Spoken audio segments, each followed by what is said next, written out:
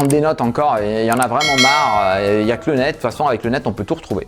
Dans la vie d'adulte et d'élève, on est dans l'obligation de prendre des notes. Les notes afin de saisir et de mémoriser des informations.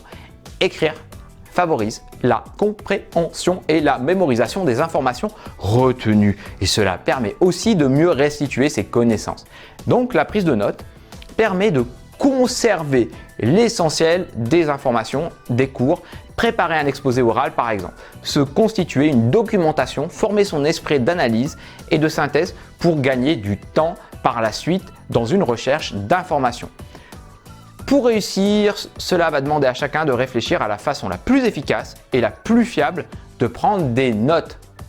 Il n'existe pas de méthode valable pour tous. Chacun doit mettre au point sa propre prise de notes. Une prise de notes est personnelle. Chacun prend des notes en fonction de ses connaissances et surtout de ses lacunes. Que prendre en note alors? Il ne faut pas tout noter et surtout pas l'intégralité des phrases prononcées ou écrites, mais tenter d'en saisir le sens général et les points forts.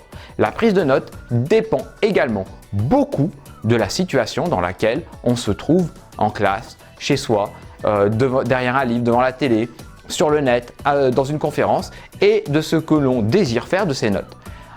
Enfin, elles seront aussi différentes et elles constitueront des notes de lecture. Savoir prendre des notes fait aussi gagner du temps et vous rend beaucoup plus efficace.